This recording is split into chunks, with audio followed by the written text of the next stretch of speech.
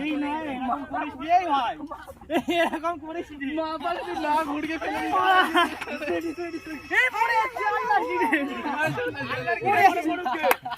পড়ু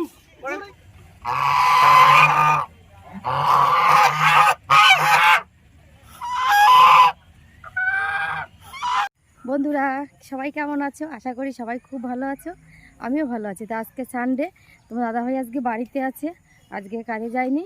তো ভাবলাম একটুখানি ঘুরে আসি, সবসময় তো বাড়িতে থাকি, কাজের মধ্যে ব্যস্ত থাকি, তাহলে একটুখানি ঘুরে আসি। যাব হচ্ছে আমার গ্রাম, আমার গ্রামে যাব। তো মিতালিদি আর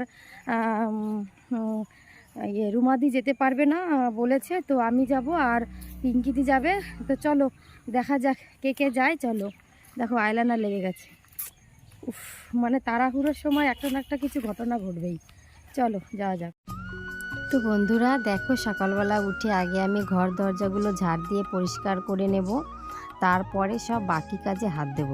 তো আগে উঠেই এটা আগে কাজ যে আমি ঘরটা আগে ভালো করে ঝাড় দিয়ে নিই, পরে আমি অন্য কাজে হাত দিই। কেননা এটাই মনে হয় বিরক্ত লাগে, জানো তো। মনে হয় কি ওই বড় কাজটাই মনে হয় থেকে গেল, মানে যে কাজে এবার রান্না বসাবো, চাল নেব, যাই করব না কেন, মনে হচ্ছে ওই কাজটা আমার থেকে গেল, ওইটা না করলে আমি তো কোনো কিছুতেই হাত দিতে পারবো না। তো যাই হোক, সেই জন্য আমি আগে উঠে এই কাজটা আগে আমি কমপ্লিট করে নেই, পরে অন্য কাজে যাব।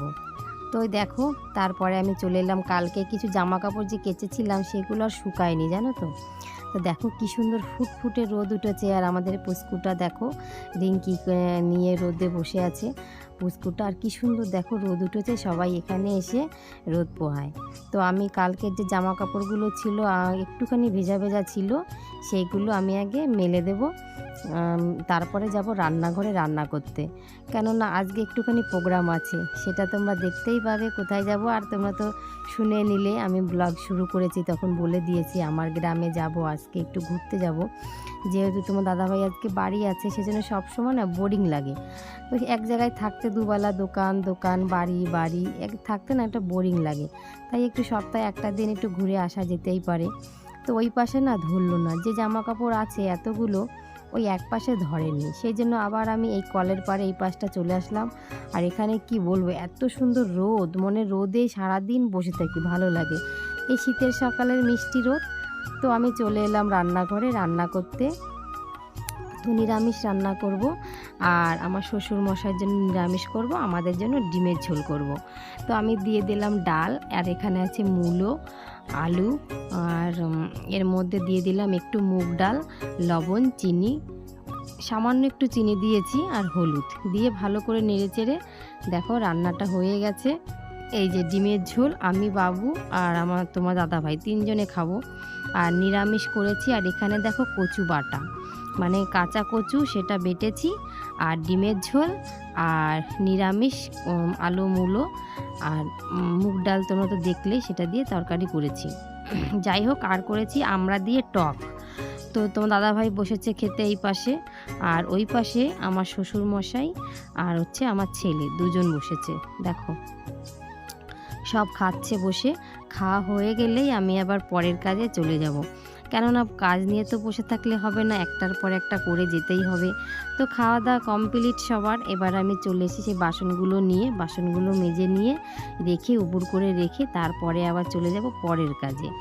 তো যাই হোক, মেয়ে হয়ে জন্মেছি, কাজ তো করতেই হবে বলো, কী বা বাড়ির কাজ, আর কী বা ব্যবসার কাজ, কী বা বাইরের কাজ, সবই তো সামলাতেই হবে। যে বাইরে ঘরে সবই মেয়েদেরই সামলাতে হয়। তোমার দাদাভাইও করে, মিথ্যে কথা বলবো না। তোমার দাদাভাই আমার হাতে হাতে যথেষ্ট আমাকে সাহায্য করে, যখন বাড়ি থাকে আমি না পারলেও সেটা আমাকে সাহায্য করে। যেই দেখে আমি পেরে উঠছি না, ও বলে দাও আমাকে, আমি করে দিচ্ছি। কেন মিথ্যে কথা বলবো বলো? তো দাদাভাই আমাকে অনেক সাহায্য করে। তো যাই হোক, আমার এদিকে সব কাজ, রান্নাঘরের কাজ কমপ্লিট, বাসন মাজা, গ্যাস মোছা, সব কাজ প্রায় কমপ্লিট হয়ে গেছে। এখন আমি, তো বন্ধুরা দেখো ওই দিকের কাজ প্রায় কমপ্লিট, এখন চলে আসলাম আবার জামা কাপড় নিয়ে, এগুলো আজকে কেচে মেলে দেব। দেখো কি দারুণ রোদ উঠেছে, রোদ দেখে আমি আর লোভ সামলাতে পারলাম না, যে এত সুন্দর রোদে যদি এখন কেচে না দেই তাহলে এগুলো শুকাবে না। তা দারুণ রোদ উঠেছে এখানে, আমার মানে খুব সুবিধা। তো এখানে আমি কেন জামা কাপড় কাচি জানো, কেচে সঙ্গে সঙ্গে ধুয়ে আবার সাইডেই মেলে দিতে পারি, শুকিয়েও যায়। আর আমারও শীত লাগে না গায়ে, যেহেতু রোদ আছে সেই জন্য। তো এখানে আমার খুব সুবিধা জামা কাপড় কাচতে, স্নান করতে, সব করতে। তো যাই হোক, একটা কথা কি জানো, শীত এসে গেল, এখন পিঠে পায়েস খেতে হবে, সেই জন্য একটা উনুন বানাবো ভেবেছি। তো পাশের বাড়ির দিদিকে ডেকে নিয়ে আসলাম একটু উনুনটা বানিয়ে দিতে, কেননা আমি পারি কিন্তু খুব ভালো পারি না গো। ওই জন্য দিদিকে বললাম, দিদি আমাকে একটু উনুনটা বানিয়ে দেবে? দিদি বললো ঠিক আছে চল। তো উনুনটা বানানো হয়ে গেল। তো দেখো আমরা টোটোতে উঠে পড়েছি, এখন সন্ধে হয়ে গেছে, আরও আগে বেরোলে ভালো হতো। যাই হোক, কিছু করার নেই, যেহেতু দেরি হয়ে গেছে, চল ওখানে গিয়ে দেখা হচ্ছে। তো এই দেখো আমরা প্রথমেই ঢুকে টিকিটটা কেটে নিলাম, নাহলে তো ভেতরে ঢুকতে দেবে না, ওই জন্য টিকিট কেটে নিলাম। দেখুন দারুণ জায়গা, উফ কি সুন্দর জায়গা। তো ভেবেছিলাম অনেকগুলো রিলস বানাবো জানো তো, সেই জন্যই আসা। কিন্তু আমাদের আস্তে আস্তেই সন্ধে হয়ে গেছে, সেজন্য আর ভালো একটা লাইটও নেই যে রিলস বানাবো, সেজন্য আর বানানো হয়নি। ওই 2-4টে কোনো রকম বানিয়েছি, তারপর একটু পুরোটা ঘুরে দেখে আমরা বাড়ি চলে যাচ্ছি। তো দেখো কি দারুণ জায়গা, তোমাদের যদি ভালো লাগে অবশ্যই এখানে আসতে পারো। পিঙ্কি দিয়ে এদিকে রিলস বানাচ্ছে, দেখো দারুণ জায়গা, তোমাদের ভালো লাগলে অবশ্যই এখানে এসো। এটা হচ্ছে আমার গ্রাম পার্ক, ঠিক আছে? এটা নতুন হয়েছে কিন্তু এখনও পুরো কমপ্লিট হয়ে ওঠেনি, পুরো কমপ্লিট হয়ে গেলে আরও সুন্দর লাগবে। তো এই সাইডটা আমাদের ঘোরা হয়ে গেল। দেখো বন্ধুরা, রাত হয়ে গেছে, তো এখন 6টা বাজে আর আমাদের পুরো ঘোরা হয়নি, যেহেতু এসছি আমরা সন্ধ্যের সময়, সন্ধ্যেবেলায় এসছি বলতে হয়, মানে পুরোটা ঘোরা হয়নি। তো এক রাউন্ড মারবো আর চলে যাব। এখানে একটুও নেট চলছে না, দুটো রিলস বানাবো, কিচ্ছু হয়নি, একটুও নেট চলছে না। যাই হোক, চলে যাব দোকানে।